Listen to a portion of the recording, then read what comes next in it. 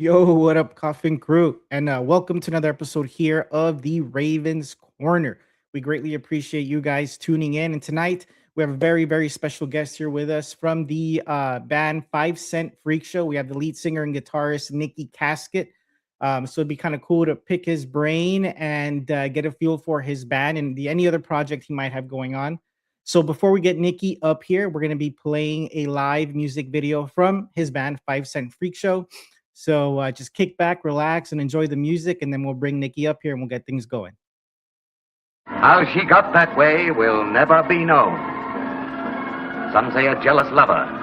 Others, that it was the code of the freaks. Others, the storm. Believe it or not, there she is.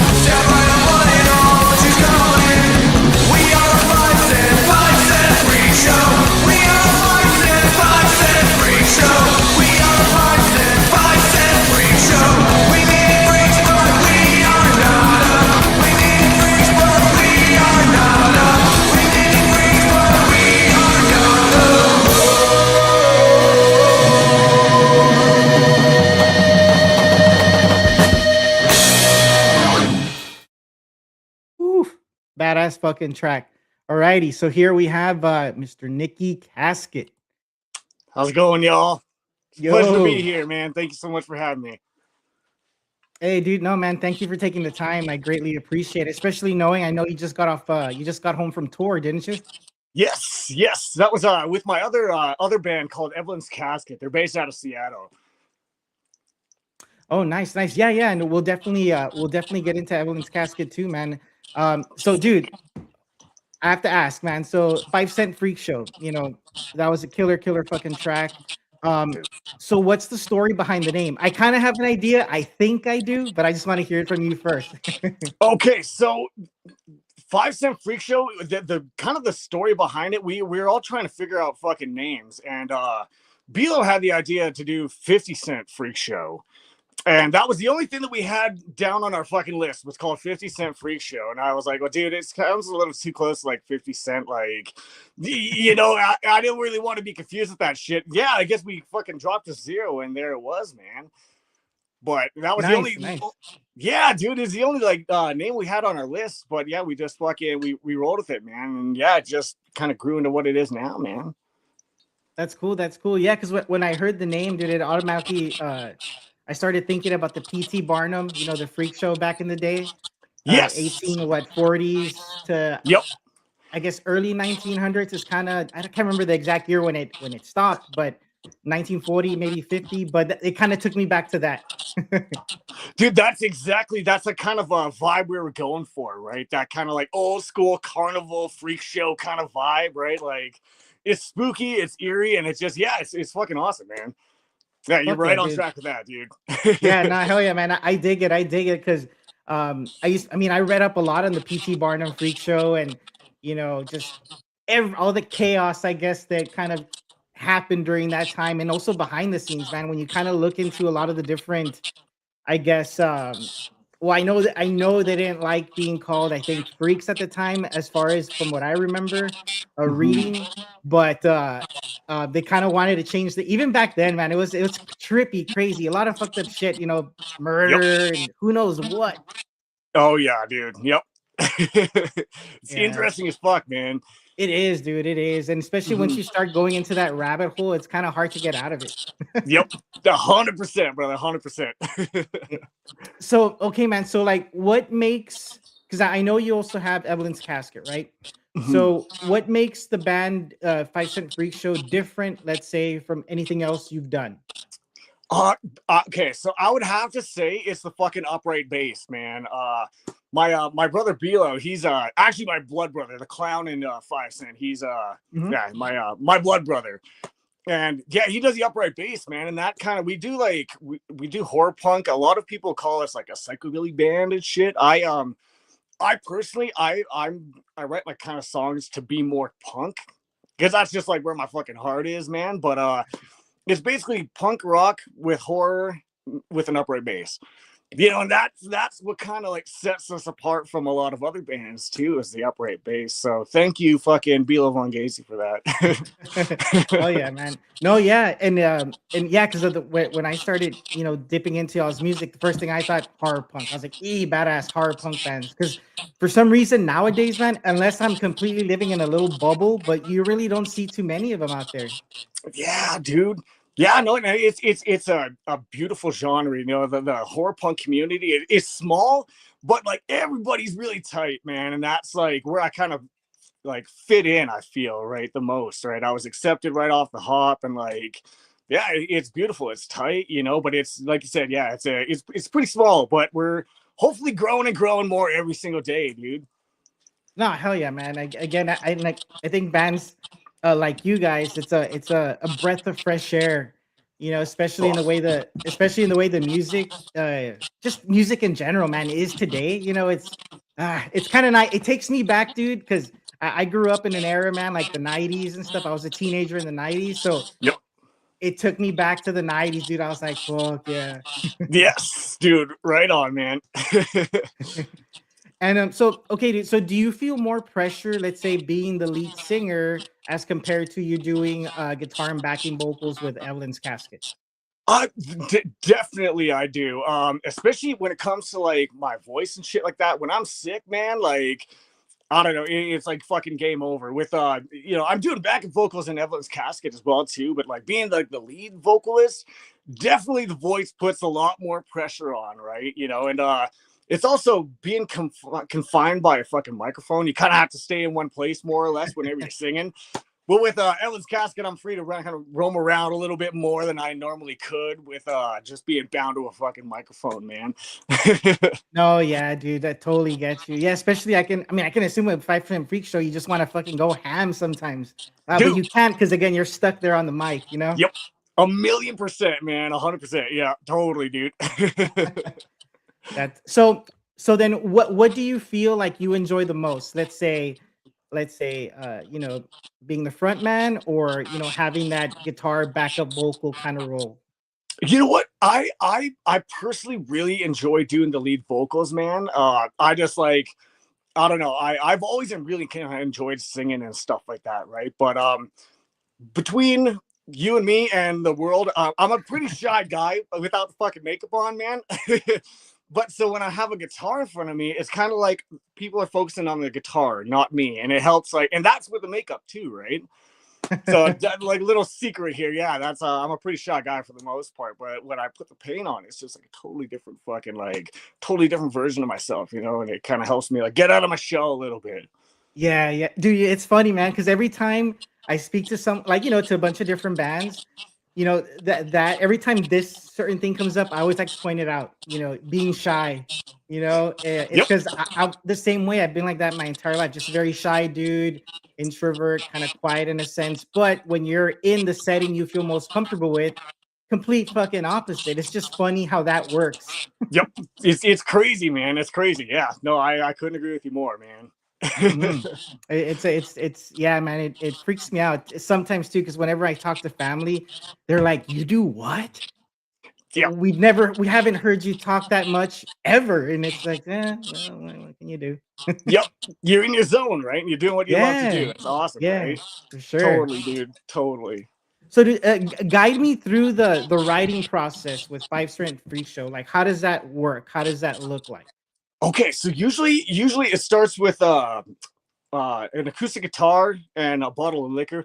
And I just like, and I just honestly, I have like sometimes like a random like melody or like a tune or something like that will it'll just come into my head at any time, like even in the middle of the night, when I'm at work and shit like that, and I will like literally hum it into my fucking phone, right, just so I can like remember it, and then I just come back to it later with bottle of liquor and an acoustic guitar and kind of just like map some shit out, right? And so once I kind of get the skeleton, then I send it to the guys, and then I'm like, hey, well, what do y'all think of this?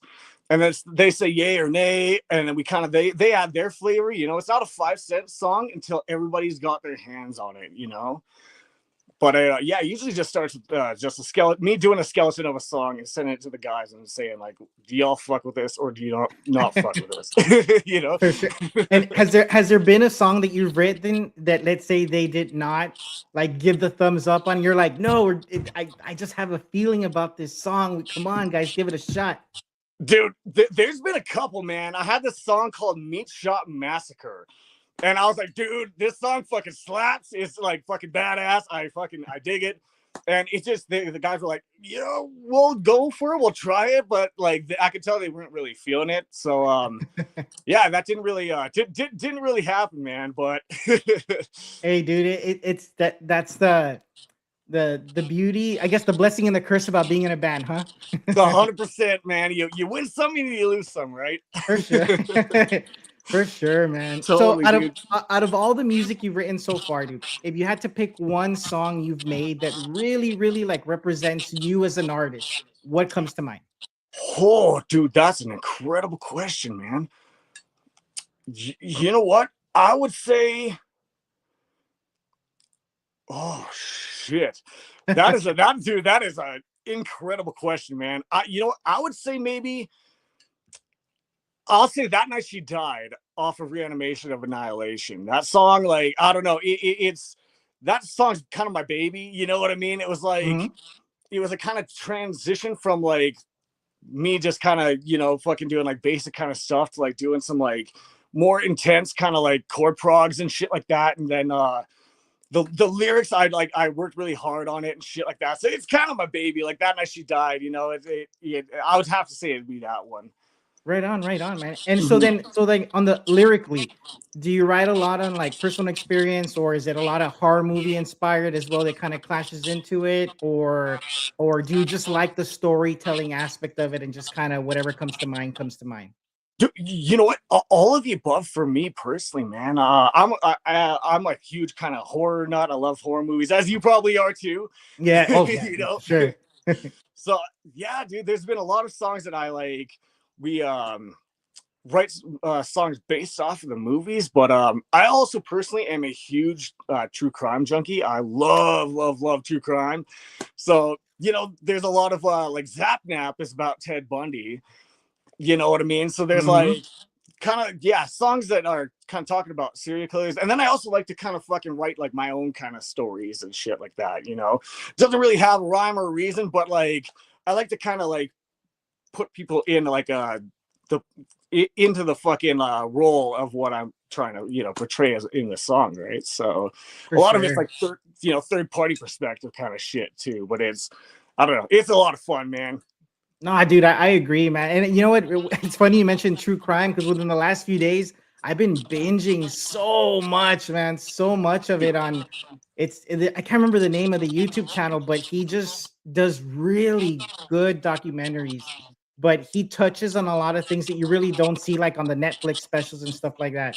So and too, man, there's so many serial killers out there that we've never heard of from like the 60s, 70s, and 80s that are just way worse than the ones that we're used to seeing so much on, just on every documentary that's out there.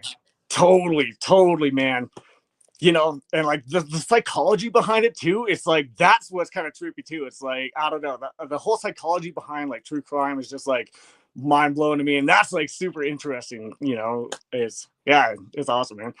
Yeah, dude. Yeah, and again, it's one of those things too, where once you get sucked in, you're kind of like time fucking flies. You're like, holy shit! Yep. Just like 6 hours just went by. What the fuck? Like, what just happened? Totally, man. Down the fucking rabbit hole, man. Okay, dude. So since you're a fan of horror, I'm a fan of horror as well. What are your top 3 horror movies? Top 3 horror movies. Okay. Dude, I gotta be Killer Clowns from Outer Space. Oh, I fucking love that, dude. classic. Yep. Yeah, Killer Clowns.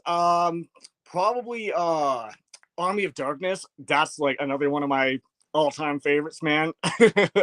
Hell yeah. Army of Darkness, and I'm gonna say Freddy versus Jason, because that was the movie that kind of got me into horror when I was like a little kid. That was like the movie where my parents were like, y'all can't fucking see this. And we're like, dude, it was the forbidden fruit. You know what I mean? Yeah, dude. Yeah. Wait, how old are you, Nick, if you don't mind me asking? I'm 33. Oh, okay, cool. Because, yeah, when you said Freddy vs. Jason, I was like, holy fuck, I'm old, man. I felt really old for a second. What are your top 3 movies, man? Whew. Well, for me, dude, it's the 3 that there's like a certain 3 that stuck out to me because I saw these really, really young. Probably so young where, I mean, probably a kid that young shouldn't see these movies. But The Exorcist, man, that was one of like the first few that I saw, and one of the first few that at the age that I saw it kept me up. Fucking like, I was like in bed like this, like holy shit, I'm gonna get possessed right now for watching that movie. Like, you know, I was like freaking the fuck out. And 2, man, I think I wasn't even 10 yet, but I remember when the Stephen King's It, the original one, debuted on cable television, man. So I was there. I think my parents no, it was late, I remember. So I think I was watching because my mom had a babysitter for me at a young age because they were teachers, so they would work and I couldn't stay alone a lot of the time. Sometimes she would stay here at the house, man. So I think I watched it with the lady that would babysit me, dude. Like I was like fucking maybe 8 years old, I think, and I was just there like, holy shit. And then my mom, of course, was, you know, had the audacity to decorate my room with clowns everywhere, 80s clowns like everywhere, man. So I was just there in my bed, like, holy shit, these clowns are gonna come to life and take me out. and Child's Play 2, man. I saw that one really, really young. And you know what? Some honorable mentions there. Monster Squad. I saw Monster Squad 2 as a very young and love that fucking movie. I still say that the werewolf transformation scene in Monster Squad holds up today, man. One of the best. 100%, dude. 100%. Couldn't agree more. Man. So yeah, I mean, dude, we can fucking sit here and talk about horror movies for hours, man. Totally, dude. And quick little short story, man. Killer Clowns from Outer Space. Love that fucking movie. I grew up with it. And then my son, man, when he was about, I would say, I can't really remember too well, but between 6 and 10, he went through a Killer Clown phase. So for a whole year straight, no joke, every day we had to watch Killer Clowns to the point where he had the lines memorized. He'd be like, "No, Debbie, this, da da da da da da da," like word for word. Dude, that is awesome, man. Yeah, dude, that was a pretty interesting moment. Cause everybody in my family was like, "Why are you letting him watch Killer Clowns? He's so little." I'm like, "Hey, he's asking me to watch it. He's not scared.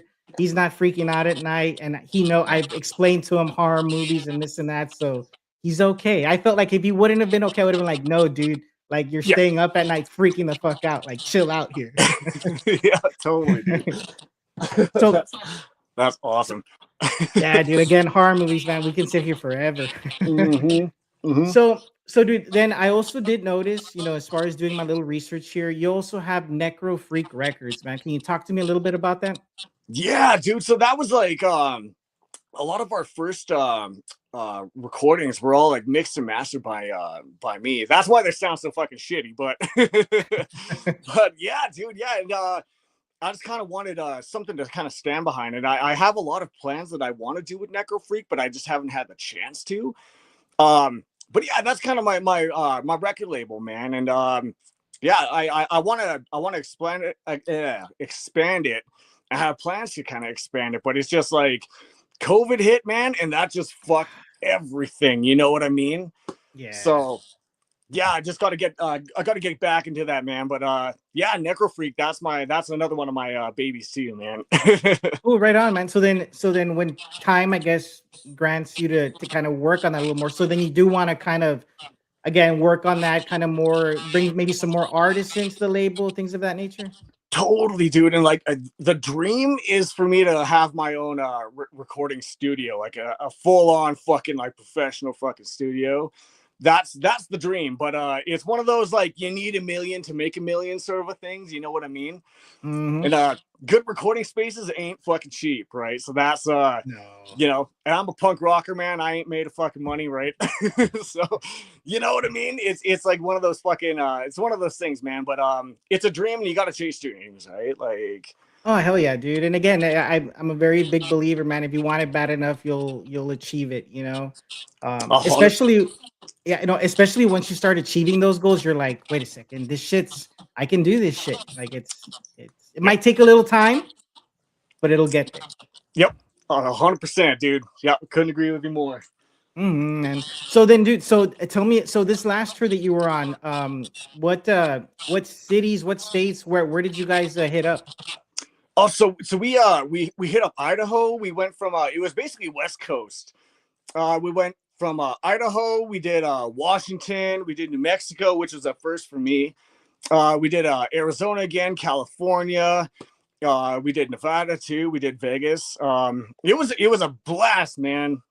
I absolutely love going on the road with Nikky Casket. They're my brothers. You know what I mean? It's a little tricky with me being up in Canada, and them being in Seattle. But yeah, it Oh, was a it was it was a, it was a blast, man. We definitely want to get 5 Cent Freak Show to do a little run with Nikky Casket. It's in the works too. It's in the works too. We're thinking about doing a fucking Canada run here in the very near future too. So yeah, it's gonna yeah, be. that would be really cool, man, for sure, to kind of get both bands to. I mean, it would make sense. I would feel since you're kind of, Yep. yeah, no, Get a for little sure. little bit of that band incest going on, right? Nothing wrong with that. Nothing Yep. wrong with Totally. getting both bands and just doing your thing, dude. I mean, yeah, it just makes sense, especially since you're the frontman in 5 Cents and you're over here doing backup and guitar. I mean, why not merge the two bands and just hit the road, 100%, man. 100%. Yeah, and there's So, a lot of Canadians here that really want Evelyn's Casket to come up here too. So oh, yeah, nice. it's gonna be exciting, man. But the tour was fucking awesome, man.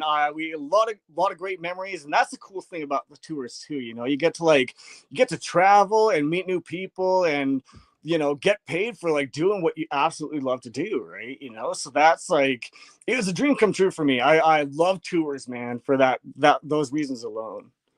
Yeah, and those are pretty solid reasons too, man. Again, you go to places you might maybe have never been.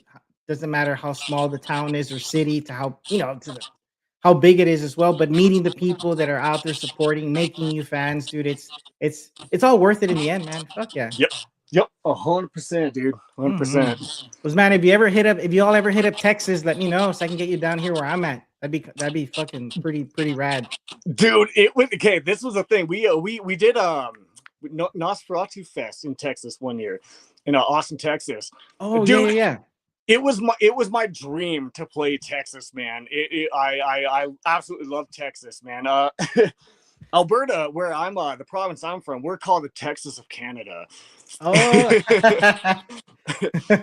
Yeah, nice. man. Oh, dude, absolutely. I will let you know the next time we're in the fucking area, man. Well, I would love to meet you in person sometime, dude. No, fuck yeah, dude. I mean, I'm more than sure, man. Our paths will cross, whether in me booking you here for a show or maybe once my band gets going. Who knows, man? Maybe the music business is huge, but it's also very small community as well. Yeah, you're gonna be starting a band here. Yeah. Well, I mean, because I was in a band many years ago, dude. But I kind of just it's been 8 years since I've done anything musically, and I Yeah. always felt like something was missing. And then my friend Matt, Jerio, and we kind of just got together, started writing, and I got the itch again, man, and I needed to scratch it. So here we are. So we're writing at the moment. We're getting an album together. So hopefully in the next couple of months we'll have a single out there. Hopefully. Dude, you let me know. I want to be the first fucking here, man. Oh no, You dude. got my support. I appreciate that, man. Nah, and whenever we have that single ready, I'll send you the link ASAP. Let me know what you think. Much love, dude. Fuck yeah, I'm looking forward to it. Hell yeah. So, dude, so then, okay, as far as touring, I know a lot of shit can happen on tour, Yep. or just live shows in general, even at the hometown. So, what's Yep. the craziest shit that you've seen where it's kind of left you like, what? Like, what did I just see? Oh shit, man. That's a very fucking good question too. I got a couple fucking stories, man. There's been a couple times where we've done like kind of off the floor shit. There wasn't really a stage, and actually this happened on the last fucking tour too. When we were with Nikky Casket, but you know, people are fucking moshing around, thrashing the fuck around. And this was with 5 Cent. We were up in Red Deer, I think. We're doing sock hop, the punk rock sock hop in Red Deer. And yeah, we were playing our shit, and some guy fucking smashed into my microphone, and it smacked me in the face. And dude, I had lines on my face the exact same as a microphone for weeks after, man. It was fucking crazy. I didn't notice at the time because I had all my fucking makeup on and shit, man. But yeah, like once I took it off, I was like, dude, what the fuck is this? And yeah, I realized it was homeboy fucking smashing into my mic, and it wasn't his fault, right? He was just having a great time, right? But yeah, that was one of the craziest things. The other second craziest thing was actually on our fucking EP album release, EP release, sorry, with 5 Cent Freakshow, our very first one. We were doing a show at Vern's, and it's same sort of fucking dealio, dude. It's got a fucking 2-foot-ish stage, so it's you know, people are fucking thrashing around, and some guy actually smashed into Belo's bass and collapsed his bridge mid set, dude. And of course, Bilo didn't have a backup bass, man. It was like he had to try and fix it on the spot. Now we're like, Steve and I were trying to figure out fucking like how to help him out, but we didn't. Well, I don't know any fucking thing about an upright bass, you know. But yeah, I thought the show was gonna be fucking over, and this was only like a couple fucking songs through, man. Oh but shit. Yeah, he managed to pull it together. But yeah, there's shit like that happens, man. It's like unexpected. You don't know, you know. You just kind of got to fucking roll with the punches and hope for the best, right? Dude, for real, man. And the cool thing when shit like that happens too, it's a learning lesson for the future. Sure, like, okay, maybe we should have backup something in case this were to happen again. 100%, dude. That's why I always bring a spare guitar, man. Exactly, man. Which is more than likely to happen, especially with, you know, again, just from what I saw in the live music video, just the type of energy you guys bring. People are up and down and all around, you know. So it's bound to happen. It's bound to happen again for sure. Yeah, 100%. I wouldn't change it for the world either. Oh hell no, man. Like nah, dude, and it's a good, it's funny because a lot of people see that as like, oh, that's just your hobby or this or that. It's like, well, I mean, yes, but no, also this is what I'm passionate about. This is what I love to do. So if I can work my ass off just like anybody would in any 9 to 5, but I can make something that I love my career, my job, you know, why the fuck not, man? You know? Yep. 100%, man. That's the dream, you know, to quit the job and then just do this full time, right? That's yeah, man. Yeah, you know. that's a good goal to have. Good goal. Yep.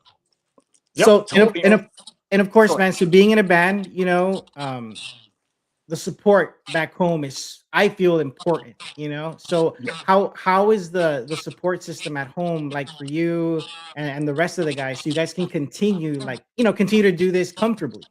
Totally, dude. Totally. And that's you're talking like kind of like immediate family and stuff, hey? Yeah, you know, like wives, girlfriends, immediate family, you know, they kind of see you, you know, do this on a day-to-day, you know? Totally. You know, our parents have like been supportive since day one, man. You know, we started playing music together way back before Bilo was even 18. Like we wouldn't be able to play in bars and shit like that because he wasn't allowed in. You know, we were playing in our parents' basement all the time. You know, and we were annoying. We were fucking idiots. We were fucking loud, annoying assholes. But you know, they supported us, right? And then, you know, and they let us do that. And now here we are now, right? And it's massive thank you to them for like putting up with a shit for so fucking long. But Yeah, man, which is a good thing. Totally. And my girlfriend Muxyphobia, you know her. That's actually how I met you, man. She's been incredibly supportive too, and I love her to death. And a massive fucking thank you to her as well too. She's always there, and like supports me. She always listens to the music that I have, before I get like anything released or like any demos that I have. I always get her opinion. So support at home helps a hell of a lot, and I'm very grateful and very lucky to have the people that I do in my life, that help support me, doing my music and stuff. Hell yeah, man. No, and that's awesome, dude. That Mooksy again, supports you in that way as well, because again, it just makes it so much easier, man. Especially when you're out on the road, or again, we're all humans too, man. Sometimes we have shit days for whatever. So just having that solid support system, just it's a must. It's definitely a must. 100%. Because I've been there in past relationships where that hasn't been there, and it's like it's thrown a monkey wrench in a lot of shit. You know what I mean? So it's like, yeah, it's absolutely huge, man. I couldn't agree with you more, man. Yeah, dude, it is, man. Because I mean, I know when I was married many years ago, again, that support wasn't there, which is why I was married. Yep. And again, I had an old band member, man. Again, super cool dude, man. But before one of our shows years ago, his wife at the time went to the show, caused a scene there at the venue, dude. Got his guitar, smashed it outside, like against the sidewalk, and like ourselves and the entire crowd that we took was just outside, like. And I remember I would just be like, he just got new pickups in that guitar like this morning, and my mouth was just like dropped, and I was like, oh my god. Note to self, dude. I do not want that. Nope. You know what I mean?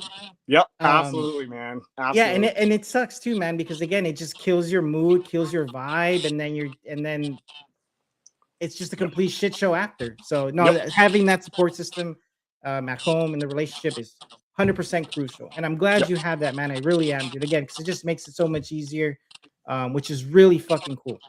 Absolutely, dude. Yeah, 100%. Couldn't agree more, dude. So, dude, on the touring, how do you get, or like before going on stage, how do you get into that right mindset? Whatever mindset that might be for you. Okay, dude. So maybe I'm a little bit weird. If there's like a kind of a big show, or just kind of like any kind of show, I get really silent. I get just stone faced. Like there's like nothing that affects me. I just like I don't know. And everybody thinks I'm like pissed off or like I'm upset about anything. And I'm like, no, dude. I'm just chilling. I'm just trying to like get in the zone, And I'm like, I don't know. I just get silent and quiet. And there's, people handle that different ways. We actually we played with Marilyn Manson a couple of fucking years ago, and shit. It was the biggest fucking show 5 Cent has ever fucking played, man. And we're in our green room, and everybody kind of handles it differently. Like Bilo was like kind of like he was in his chair, just kind of like moving around. He's like kind of getting like a little nervous. I'm sitting there stone faced silent, and Steve's here jumping on the fucking chairs and shit, just like it's everybody kind of handles it differently, man. But yeah, me, I usually just get a little bit silent, and just heads up to anybody that's not me being pissed off at you, or I'm not having a shitty time. I'm just like kind of fucking getting in the zone, and I don't know how or why that happens, but it just does, man. Man, no, and dude, so how was that Manson show? How did that go? Dude, that was a life-changing experience, man. There was like people from like as far as the eye could see. I would sing something, and then I would hear it reverb off the fucking walls back to me, and it was like kind of like for me, I'd say it's like a once in a lifetime experience, right? And there was the whole line of security guards right in front, and they were like, it was surreal. I'm used to playing fucking dive bars, man. They're like, the toilet hasn't been clean in 4 fucking years, right? Like that's the places, you know what I mean? I'm a fucking punk rocker, right? We had like roadies and shit. they were hauling our gear, and they're like, do you guys need a hand hauling shit in? I was like, no, we fucking got this. Like, you know, it's like, we always haul our shit, dude. What the fuck do you mean? You know, but yeah, we had roadies hauling our shit in, which was like, it was mind blowing to me, man. Super cool. I actually felt like a fucking, you know, like a rock star for a fucking night. They had like chocolate covered strawberries backstage and like a whole fucking buffet feast of shit. And I'm just like, dude, like, sometimes we get 2 drink tickets at a fucking dive bar, man. That's a fucking that's a win for me, dude. Dude, for real. Yeah, dude, dude. no, that definitely is a cool thing to experience, dude. Again, like you said, with the roadies and this and that, and having this help again that you're not used to. You're like, wait, what? No, yes, no. Yeah. Wait, are you sure? Yeah, okay, go ahead. You know, because again, like you said, it's something we're not accustomed to, we're not used to. So when you get a taste of it, you're just like, holy shit, this is nice. Right? Like, yeah, man. Yeah, Manson had like 3 fucking semi trailers and shit, and a big ass fucking motorhome, and we had our like little fit fucking minivan, a white minivan. Yeah, you know, dude, that's a trip, man. I know when I you know, as a promoter, when I worked the first kind of like big show with a big band, dude. Yeah, I was like, oh shit, you see the huge tour bus, and you're like, okay, cool. But then you see the local bands because you see all the little, you know, the 16 passenger vans lined up right behind it. You're like, okay, those are the touring bands, and that must be whoever it is. You know, yeah, it's definitely a trip, dude. 100%, man. That's awesome. Yeah, dude. Yeah, and you know what? What always makes me laugh, man, was whenever I would get a lot of these riders in, and and they would ask for like vegan meals. Some of them, like some of the heaviest, most metalist, death metalist bands you could imagine. They're like, "Can I have the vegan plate?" And I'm like, "Bro, this is South Texas. You know, we're in Laredo. There's vegan fucking nothing. It's meat and Mexican food. Choose." Yes. So yeah, That's that awesome, always man. makes me laugh, man. Every time I see that, I'm like, I thought I told their management that no, it's not gonna happen here. This Yeah. isn't like, you know, yeah, in Dallas, Houston, you know, those bigger cities for sure. But Yeah. here, fuck no. That's Yeah, totally, man. That's awesome. yeah, dude. It always makes me laugh, man. Okay, dude. So then Canada. How is the scene up in Canada, man?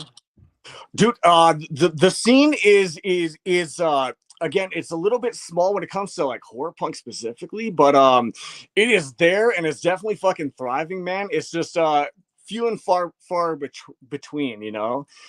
That's why I really also enjoy, you know, going to the States, because I feel that they got a bigger kind of horror punk scene. But definitely we got a fucking horror punk scene in Calgary here, and it's awesome. They always come out to our shows, and they're like, I'd consider them family to me at this point, you know.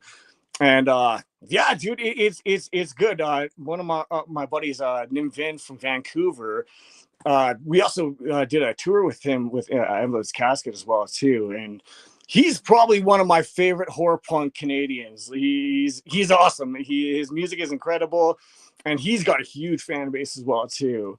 You know, a lot of horror punk punkers and stuff like that. Also, it's bigger in like, I feel, Vancouver kind of area, and then Ontario. You know, like Calgary, we're like the Stampede. Like I was saying, Alberta's like the Texas of fucking Canada, man. We got a lot of like cowboys and EDM and shit like that. And then there's a 5 Cent Freakshow here, and like, but actually Calgary's got a really good punk scene too. There's a lot of awesome hidden gems in Calgary for sure.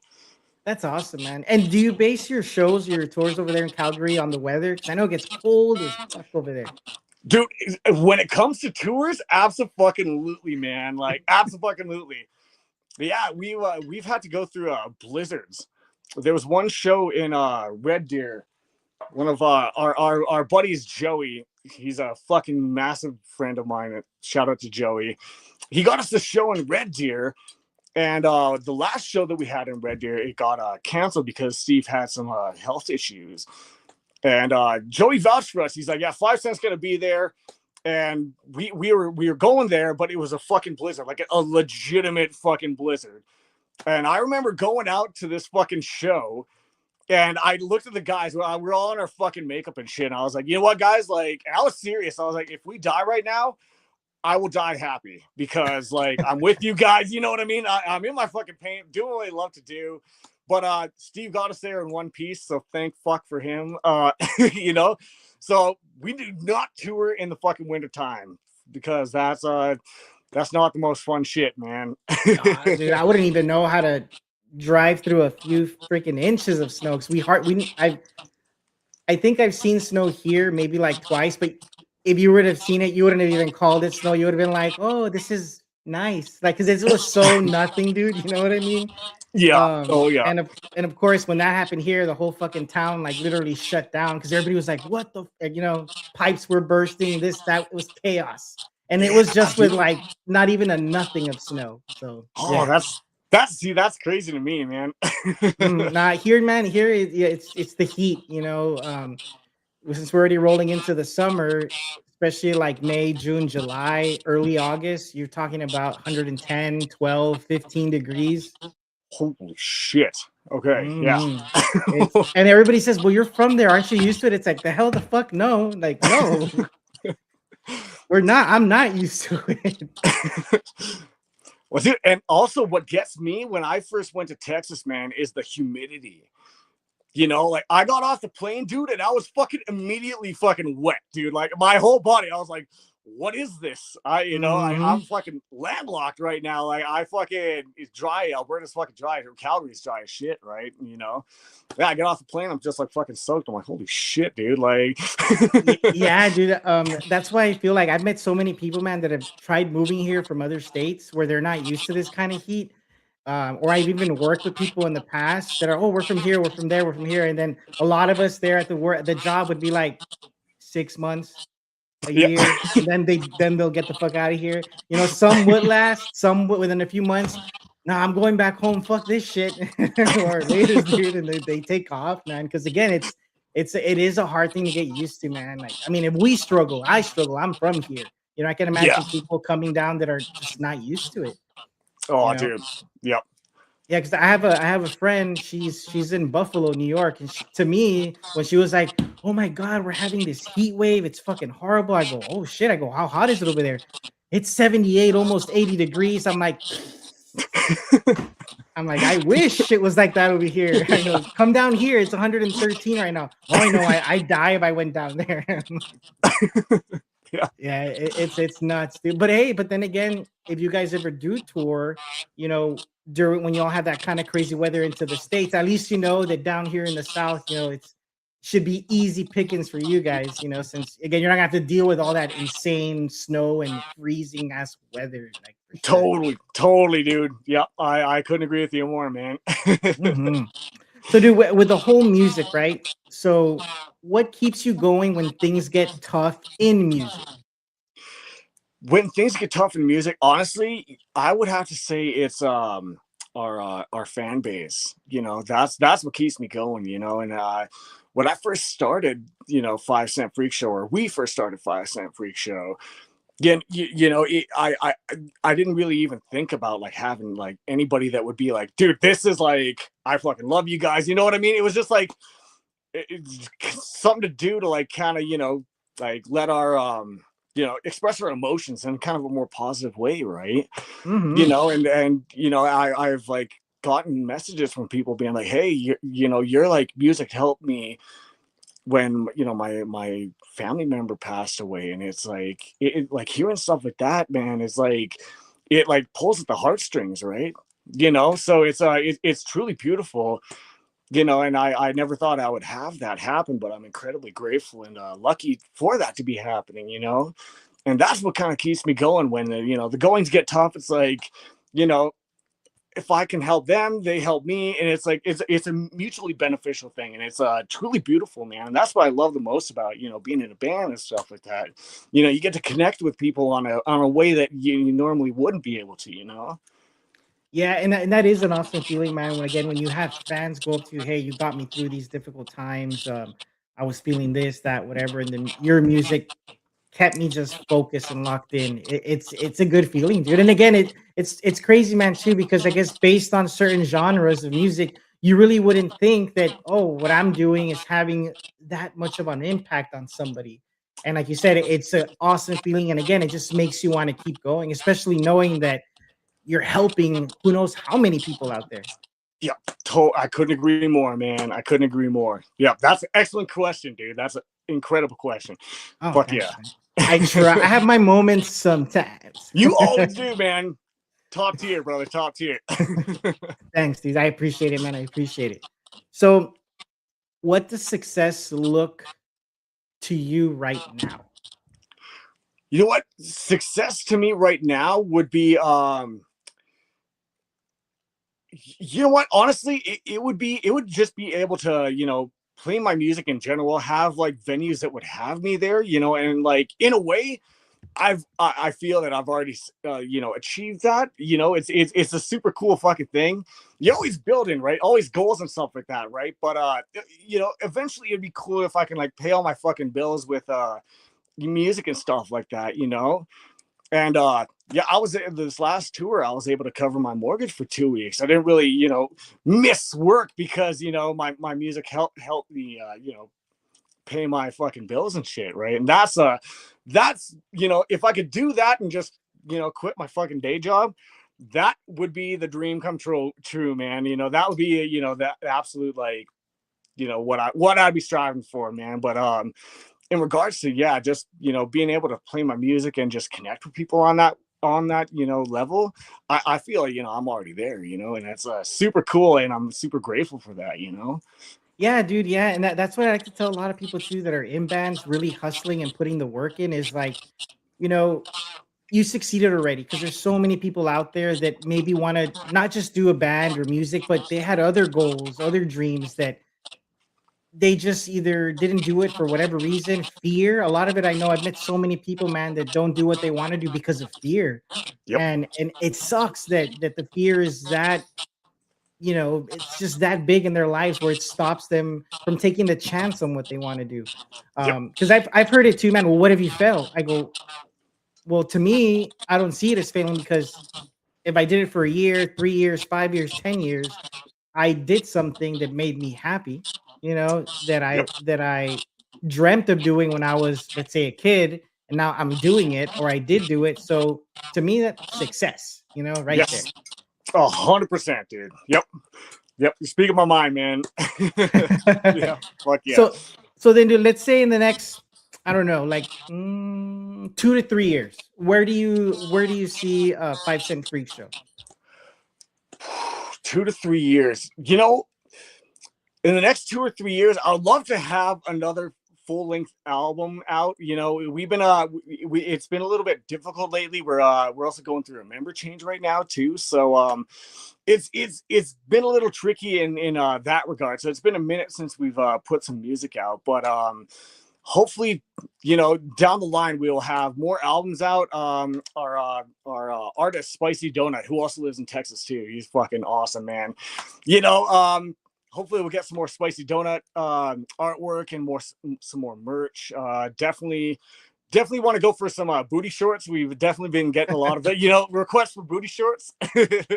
So we're planning on that and some more ladies t-shirts and stuff with that too. I know we've been getting some requests for that as well too. So yeah, definitely more merch, artwork, and music, man. That's the goal for the next little while here.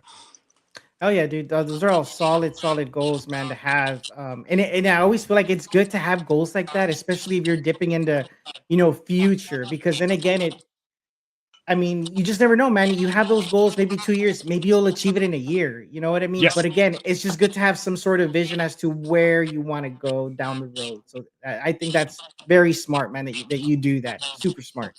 Yeah, dude, thank you so much. And also actually going to fucking Europe. That is another thing too, dude. I would love to go across the pond, man. Man, dude, the scene over there is so fucking cool. Like I know a few people over there, dude, in the UK and in Scotland. And just in talking through them, well, even through the brand, man, like, there's some brand ambassadors they're from that area. Man, and some of the ones that I spoke to, the goth scene over there, the horror punk scene, fuck, man. And just the aesthetics alone, dude, of just whatever village or city you go to, shit. Yes. Yep. Couldn't agree more, man.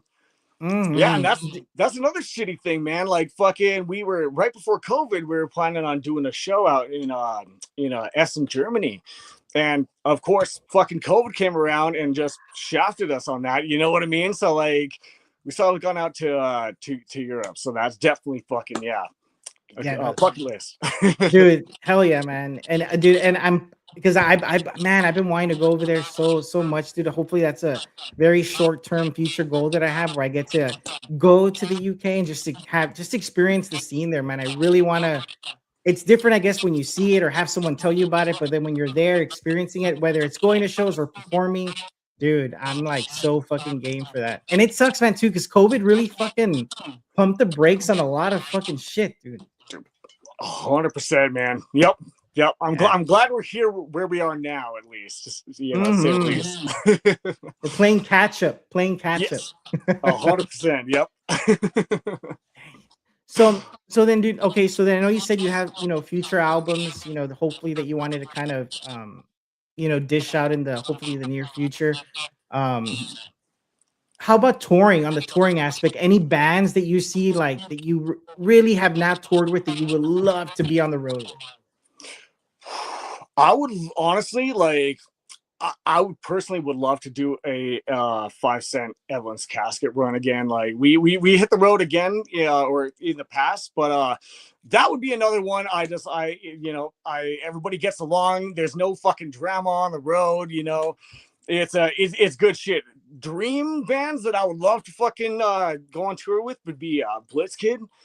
Blitzkid are my fucking idols. Like, shout out to fucking Goolsby. He is a fucking absolute champ and definitely one of my biggest influences. But it would be super cool to do a tour with Blitzkid or Calabrese too. It would be really awesome Oh too. man, Calabrese would be cool. Blitzkit too, man. They're good fucking bands, dude. I remember I Yeah, saw Calabrese here.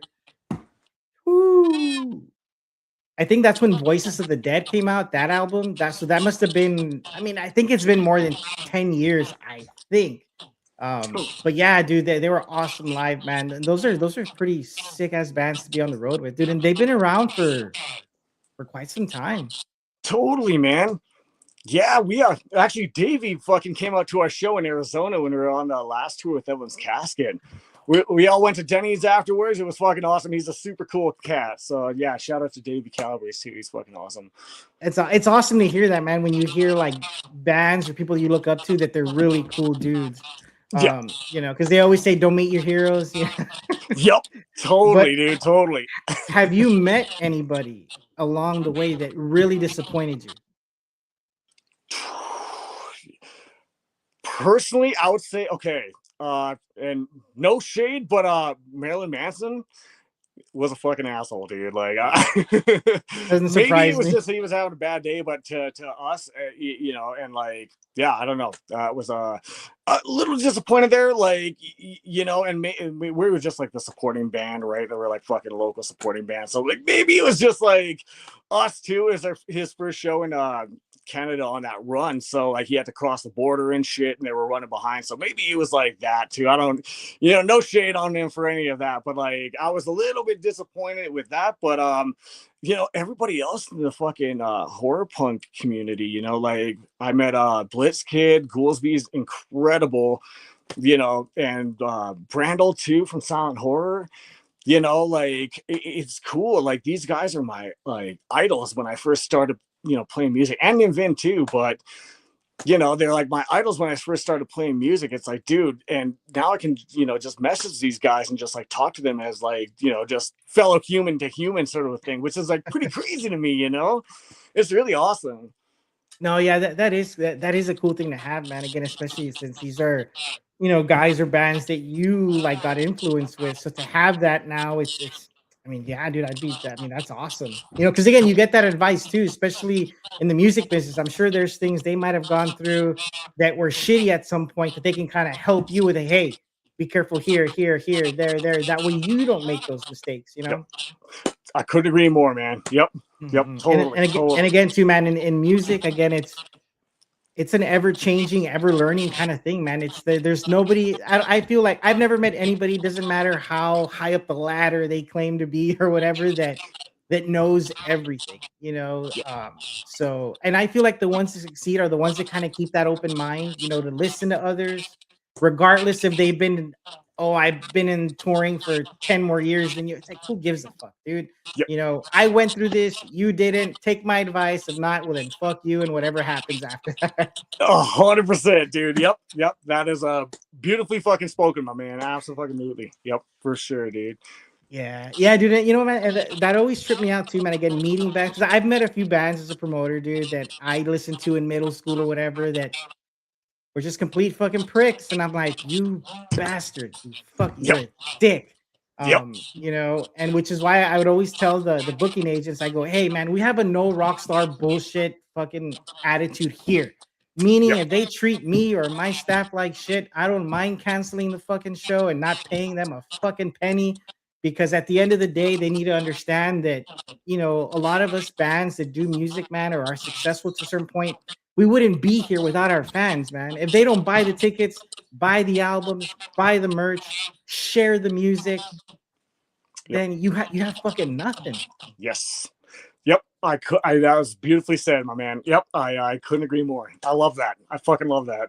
Mm-hmm. Yeah, and it sucks too, man, that a lot of these bands, they tend to forget that.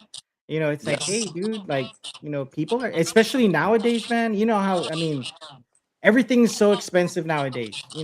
Shit's going higher and everybody's pay staying fucking the same. So the fact that someone's taking the time to buy a CD or an album, a record, a cassette, merch, whatever, it's like, fucking thank you, because you could probably pay some bills with that money.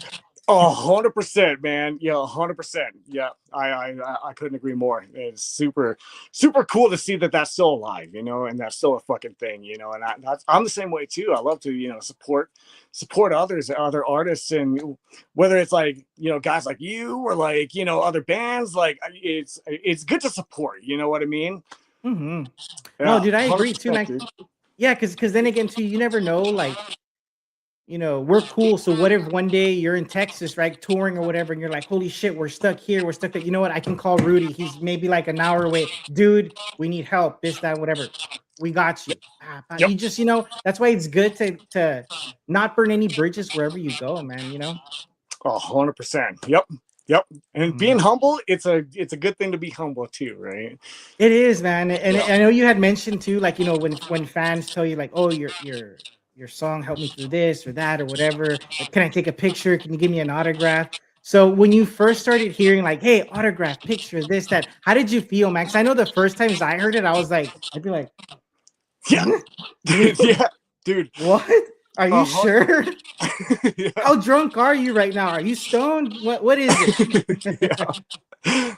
Totally, man. Oh, that's that is a feeling that like it's more powerful than any kind of drug. It was crazy. It's like, you want my signature? Like, I gotta fucking make a signature up now. Like, dude, I wasn't like planning on fucking signing anything, right? Like, I gotta fucking make my signature up, right? And like, so that was kind of my, my first reaction. I was like, oh shit, like, y'all want my signature? Like, thank you so much, But yeah, dude, yeah, it's truly a mind-blowing experience, right? Like, I don't know, it's super fucking cool. And yeah, I'm honored to have my, my signature on anything. It's just, my problem is I had to do a little doodle with like a pentagram and all that kind of shit. Like, so it takes me like fucking like 3 minutes to sign my fucking signature. And I want to get it all nice and pretty and shit too, right? But yeah, no, dude, that's funny, man. Because I remember too, like when someone first asked me for an autograph, I was like, do I sign like my government name? Do I do an initial? Yep. Do I put my like, because I do a lot of painting and stuff too, man. So I have like an artist like name that I go by. I go, do I put that? But then I go, no, they don't know that I paint. So then I have to explain that. All that was kind of going through my mind and those few seconds. Yep. That's awesome. Yeah, it's pretty funny, man. It's a very trippy and surreal experience when you kind of start experience some of these things too, man. And so on the backstage side of it, dude, aside, like, okay, you went through whatever you went through with Manson, right? So I know, like for me, for example, either whether it's with bands or whenever I go to any kind of events where I'm promoting the brand, right? I've seen a lot. I've learned a lot, especially learned a lot from other people of what not to do. Like, oh, no, no, no, no to self. Don't do this, don't do that. So have you come across any of that to where you've seen other bands act certain ways or just people in general on the backstage area? You're like, okay, this is fucking just a complete shit show. Hey, you guys, like use this as a learning experience because we do not want to be like these dudes. Yep. Oh, dude, that's a very good, very fucking good question too. Definitely, I would say respect your environment. The bars that you play at, they're not entitled to fucking have you there. They're having you there to play music. So like, be respectful. Like be respectful of your environment. Clean up after yourself. It doesn't take a lot of work. Like, they're giving you the space to like express yourself and promote your fucking music. Like, be a little respectful in return. And there was one band actually in our sister town in Alberta called Edmonton that I believe was Overkill that went there, and they were playing at the Starlight. It's one of the biggest in the local scene, anyways. Venues in Edmonton, and they were backstage. They had like a bunch of like a wall with like a bunch of signatures on there, and it had everything from like Nirvana and like Wu-Tang Clan, and Oh, wow. I believe, I want to say it was Overkill, but they took a can of fucking spray paint and fucking spray painted their fucking logo over everything, and that was a huge outrage. Like, that's not cool, man. Like, really, why would y'all fucking do that, right? Covering a bunch of other people's like signatures, and it was like big bands, local bands, right? And like, that kind of shit is like, and they got a lot of backlash from it too. Like, they're like, well, don't fucking book these guys because like this is what happened in Edmonton at the Starlight, right? And just like, respect your environment, be respectful, and the sound guys, the bartenders, everybody, just like, be respectful, be humble, and respect your environment, because that's a very good chance you'll be back again if you do that, right? Yeah, dude, that's a fucking super shitty thing to do, man. Right? Like, oh, dude, Wow. I'd say I've seen like pictures of it on Facebook, man. It's like the big fucking like logo. I was like, dude, why? Why would you fucking do that? Like, I don't know, man. Yeah, it's pretty crazy. It's sad too, right? Yeah, yeah. It because again, too, you don't know what signatures they might have covered up. Maybe some of those people are no longer with us, or they are, some kind of icon or legend in their own right, and then it got spray painted, it just got covered. That Yep. sucks, man. Yep. Yeah, I know. That's really unfortunate, man. Yeah. Like, being respectful gets you a long way too, right? Like, It does, man. And again, it goes from the biggest band to the smallest bands, dude. And that's why I tell any local band that might ask me for advice, I always tell them, like, look, dude, wherever you go, don't be a fucking buffoon. Don't be a prick. Don't get out of control drunk or fucking high. And respect the PA, respect the gear, respect the manager, respect the backstage people, because it doesn't matter who you are. If you're a shit person or a shit band, guess what? You will get blacklisted. They will, because it's happened, man, where I've had other promoters that I know or maybe have worked with that will email or text me, hey, dude, be aware of this band. They just did this, and that. Don't fucking book them. And Yep. I'm like, oh shit, noted. Okay, and I'm gonna, I'm like, well, fuck, I don't want to deal with this fucking whatever childish bullshit when they come down here. I'm like, okay, noted. Not booking this band. So when they message, nope, sorry, dates are full. See ya. And it happened, dude. It happens quite a bit. Actually, I've had quite a few emails or texts like that. And it's unfortunate too, because some of these bands, they're really good. Yep. They just have shit attitudes. Yep. Yep. And that's just it's unfortunate, man. It's like, I don't know why, but like, yeah, it happens, and word travels fast, right? Like you said, man, like, word travels fast, right? And you don't want Scary to. fast. Yep. Yep. Yep. That's exactly it, man. Yeah, totally. That's an incredible question, also, dude. Yeah, hell yeah. Oh, thanks, Yeah. man. Thanks. Absolutely. Yeah, dude, because it's a trip too, man. Like, and so have you had any local bands there, like maybe ask you for advice? Say, hey, man, we want to kind of do what you're doing. What advice do you have for us, or just in general, like any band that might be watching, like what advice would you give them if, let's say, they want to start a band, or maybe they're already in a band, but they're kind of having some doubts, some struggles? You know what? That is incredible, man. You know what? My advice would be to never give up. You know, follow your heart, follow your dreams. You know, like don't ever fucking give up on that shit. I remember when we had a band called Misused, and we all did fucking makeup, especially me, right? And you know, at first we kind of got like laughed at. We're like, oh, these fucking guys like showing up with all fucking makeup and stuff. But we like kept kind of going at it, right? You know, these is like way the fuck back. But yeah, we didn't let that fucking, you know, stop us or anything, right? And it kind of makeup helped us kind of set us apart. And after a while, you know, we kind of got accepted in that, right? And it's like if we would have just like stopped and given up, you know, what we're doing and kind of how we're expressing ourselves, you know, it might have changed, you know, the outcome of, you know, my life personally and, you know, the guys' lives too, right? You know, so definitely never give up. You know, if you're passionate about it, keep at it. You know, there's always a fucking way to accomplish your goals. You just got to have those goals and fucking work for it too, right? You know, so never give up and work for it, because you will accomplish your dreams if you work and if you you know, never give up. Hell yeah, dude. And again, putting in that work is fucking important, man. And again, it's like I don't really, and it's funny too, man, because I'm like, you know what? Yeah, I'm for putting in the work, but then again, it's music. You're doing something you love, so is it really work? Yep, 100%, dude. 100%. You never work a day in your life if you're doing something you love. Fuck You yeah, know. man. Hell Yep. yeah, dude. I agree. And that's the beauty, man, about doing this, music or even like with the brand, dude. Again, this is an idea I had in like 2011, man. And it Um, just barely a year ago I had the time and maybe the more of that inspiration to do it, because back then something always came up. It was, the band I was in at the time, or the bar that I opened, and having to deal with that, and more so a lot of the bookings too. It just, the time wasn't right then, and I felt like I didn't want to force it. 'Cause, when you force something, sometimes it just kind of goes to shit, yep. Yep. and I absolutely, man. that's Yep. another thing too. I guess let shit happen organically. Yes, it's got to be organic. 100%. Yep. Yep.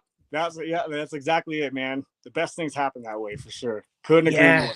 definitely, Yep. dude, definitely. So then, okay, if someone is just discovering you today, you know, what song, or let's say what would you want them to start with, just to kind of start, dipping their toes into 5 Cent Freak Show? You know what? I would probably say it would be Self-Made Psychopath or anything off of our first original EP, our first EP.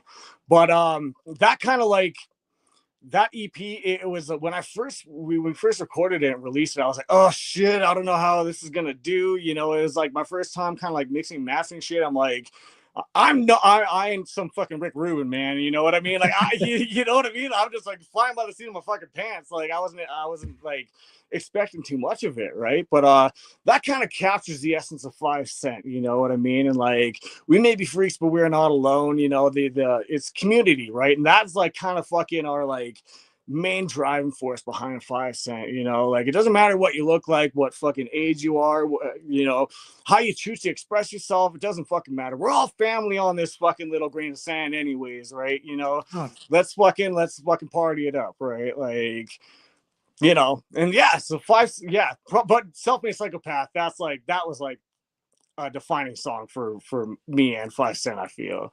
So definitely I would say that song. Check that one out. hell yeah, man. Hell yeah, right on, dude. That's hell yeah, dude. And again, man, if you're ever down here in Texas, dude, let me know, man, and I would definitely be down to fucking have you guys here, book you guys here. Shit, even if you do multiple runs here in Texas, man, and we'll fucking, and if it's possible to open up, we'll open up for you, dude.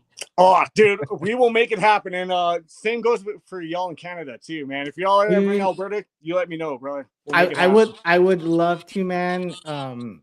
That would be fucking amazing. I have to get with you though, as far as what months would be the best months to go, so we don't get caught in the snow. Because I'm sure we would probably like freak the fuck out. We wouldn't know what to do. That is all good, man. Anytime after like May, you're May to fucking maybe September-ish in Alberta here, anyways. You'll be Right going, on. man. Right on, dude. Okay, man. So I have a couple more questions for you, dude. So Yeah, this right one on. that it's gonna get you thinking. It's gonna get that mind going. Okay, let's do it, man. So if your music had a visual world, what would it look like? Oh shit. Dude, that is an incredible question, man. Oh shit. Okay. Had a visual world. You know what? I'm gonna say it's got to be out of Killer Clowns from Outer Space, man. It's got to be something out of Killer Clowns from Outer Space. That's like all of our music kind of points to that kind of shit, anyways, man. So it's definitely something out of Killer Clowns, dude. Dude, you know what, man? I could totally see that. Like I could see y'all's music playing in the background and all that kind of killer clown kind of scenes and shit is just kind of happening in the background. Chaos here. You know what, man? Yes. Music Yep. video, dude. Why not? Killer clown kind of theme music video at some point. That'd be sick. Dude, fun fact, actually, we were planning on doing a cover of the fucking theme song, man. You should.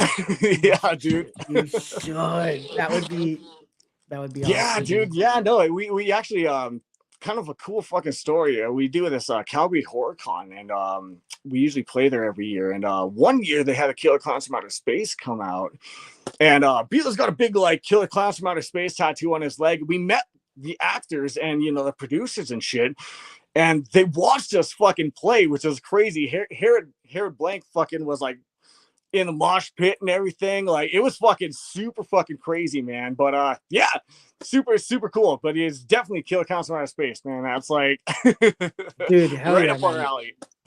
Dude, and I think maybe I think next month, because I know here every year, I think it's either May or June in San Antonio, they have a killer clown just like convention that they started. So they get the actors, of course, the like Mike Tobacco, Debbie, fucking all the OGs, and then they get a lot of too of I think a lot of the guys that were in the clown suits or whatever. So they come down here too, and man, it's a vibe, dude. It's a vibe.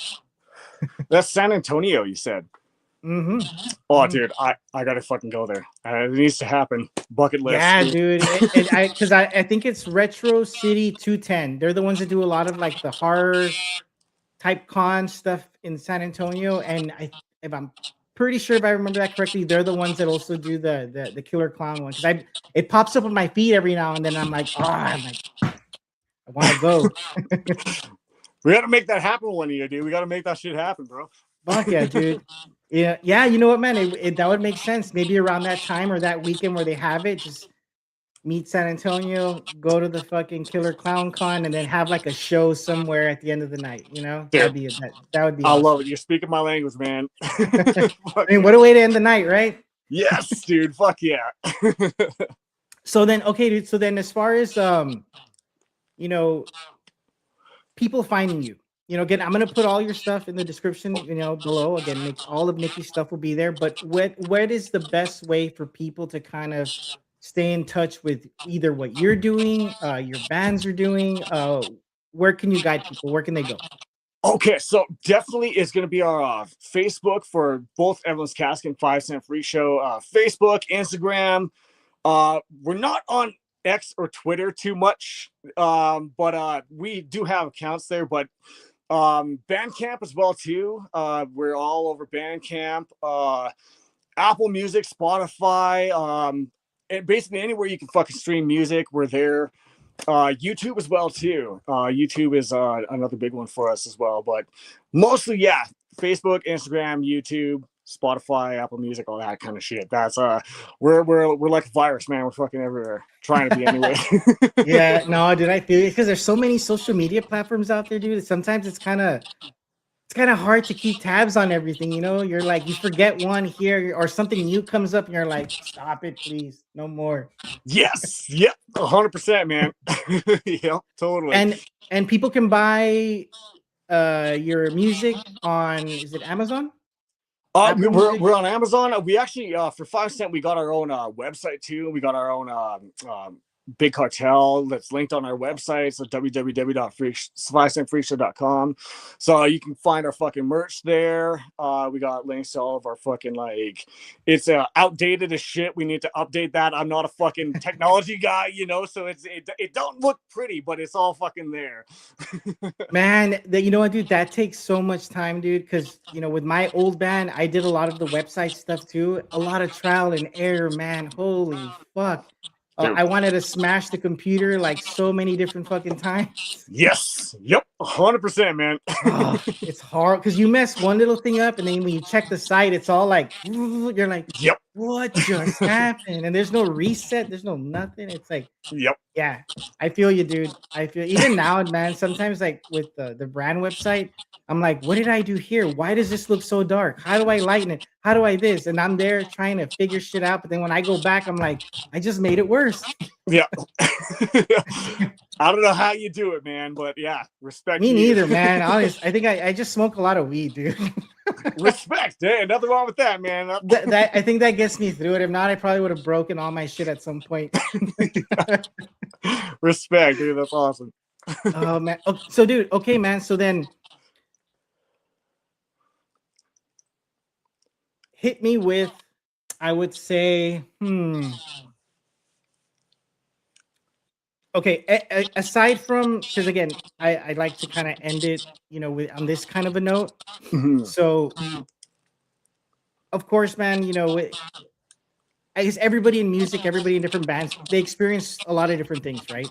Yeah. So, some people get a lot more, I guess, let's say, like negative pushback than others, especially today, since we live in this social media world, man, you know, with you got those keyboard warriors, you know, back there doing shit, spreading shit, talking shit. And of course, man, especially in a lot of the younger age group, man, you know, they see a lot of these things, they read a lot of these things. And again, it's not for any particular reason, just people kind of spread hate, man, or they get a kick off of like someone, let's say, struggling with what they're reading because they're getting a negative whatever from one person, and that stops them doing from what they're doing, from what they love to do. So what kind of advice would you give someone out there that's kind of experiencing a lot of this, man? Because actually I've come across it a lot, man, and a lot of young bands that I've spoken to throughout the US were like, no, man, we think we're gonna call it. I'm like, why? Because you know, we're getting hate. And I'm like, well, dude, not everybody's gonna like everything. And of course there's people that are gonna take it an extra step and just being a complete prick. But like, what advice would you give them to kind of overcome that, dude, and just say fuck it and keep doing what you're doing? You know, that's an incredible question too. You know, personally, I would say, you know, focus on the music that you want to create. You know, don't let anybody influence that in any negative way. You know, do what you love to do. Keep your mind focused on what you want to do and have the goals planned, and the rest of it, like, haters can fucking hate, that's whatever, you know, but like, do what you love to do. And then, you know, once you kind of get a fan base, you know, focus on the ones that are like, you know, into it and are with you, you know. And there's always going to be, you know, criticisms and stuff like that, you know, and you take it with a grain of salt, you know, but at the end of the day, you're doing it because you love to do it. You know what I mean? You're doing music because you love to do it, and focus on that. Don't focus on anybody else is trying to fucking bring you down, right? Just like do what you love to do, and everything will play out. And I can promise you all that. Hell yeah, dude. Hell yeah, man. Very well said too, man. And it's like too, it's like, don't feed into other people's bullshit. Because, you know, I feel like too, man, the minute they start seeing you kind of giving into it a little or acknowledging it, but to where it makes it seem like it's hurting you or affecting you, then they're you know what, they're seeing, oh, we're getting what we want out of this person. We're gonna keep on pushing those fucking buttons, you know? Yes. Yep. 100%, man. And yeah, and it's social media too, dude. It's not like this fucking person is gonna, you know what I mean? I mean, half the time, a lot of these people won't say it to your face, dude. They just rather. Yep. Exactly, man. Exactly. Yep. Yeah, And I told them too, I go, hey, you know what? They're engaging. That's helping your algorithm. You know what I mean? Fuck it. They're helping Yep. you out in the end, getting your shit pushed out there. Yeah. That's it. That's exactly it. Attention is attention, right? Whether it be good, bad, or indifferent, right? It fucking is what it Exactly. is. Yeah, and it's too, man. Like I feel like sometimes a lot of people that hate to that extent, they're miserable either with themselves or something within their lives that stopped them doing from what they really wanted to do. So because they couldn't do it, now they got to make everybody else around them that's having some sort of success kind of miserable. Yes. But again, it's like ignore the bullshit and eventually they'll go away. Yep. They'll Yep. go away. Exactly. Yeah, and they ain't gonna be missed, right? And it's true, man. It's like you said too, you know, the people that love what you do, that community is gonna grow, man, and grow Yep. and grow and grow. And like you said, you focus on the people that appreciate you, appreciate what you do, and before you know it, man, you're gonna have an amazing fan base, Yep. one that eventually, man, they become family, like you said too earlier, man. Eventually your fans, they just become family at some point because they've been especially the ones that have been with you since day one. You Yep. don't forget the day ones, man, and the ones that stick with you. It's just, again, it all just turns into a family, which I think is fucking awesome. Yep, dude, it's beautiful, man. Absolutely beautiful. I take a bullet for any one of them.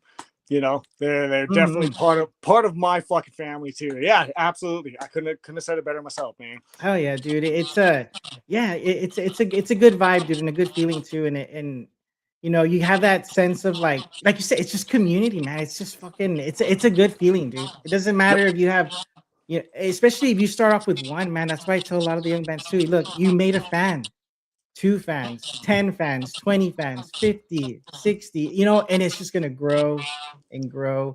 And I feel too, man, a lot of that comes with like you just being genuine. Like you said, you write music that you're comfortable with, that you want to write. Be yourself. Because I feel too, man, Yes. especially nowadays, man. I mean, I don't know if you see it, but there's not just in rock, dude, or metal or punk, but in a lot of like what the fuck, like pop music or whatever. There's just a lot of people that are not true to themselves. They're so fucking fake, and it shows.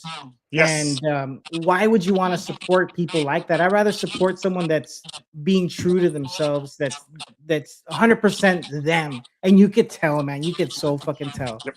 Yep. I did. Yeah, you said it better than I ever could, man. 100%. Yes. Yes. Yes. And yes. Couldn't agree Oh, more. you know what, dude? I have one more question for you.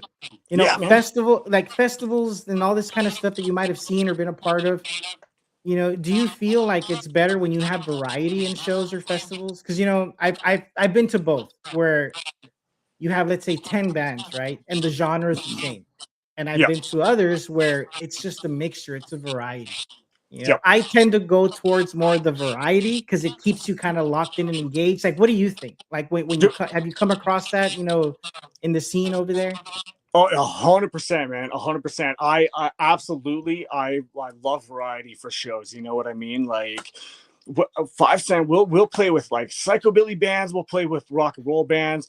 We'll even play with country bands. I don't give a fuck, man. Like, you know what I mean? Because like, the audience is there to like watch whatever band they're there to see, or maybe they're there to see a bunch of bands. But let's say they're there to see one band. They're like, and this has happened to us too. We've always played with bands that aren't like horror punk bands, and they're there to see one specific band of a certain genre, or like metal too. We'll fucking play with any band, and they're like, oh, you guys are fucking awesome. Like I really dug that, and it's a great way for like bands to get out there and get our names out there to different you know people, and different kind of communities. Like there's a metal Oh yeah. community, like the punk. We're all outcasts in our own form, right? But you know what I mean. But it's a great way to fucking kind of branch out, and it's mutually beneficial for everybody. So I absolutely agree that like the fucking variety shows are like absolutely incredible. And I've met some of our best fans and friends, and bands we still play with to this day from same sort of variety shows too.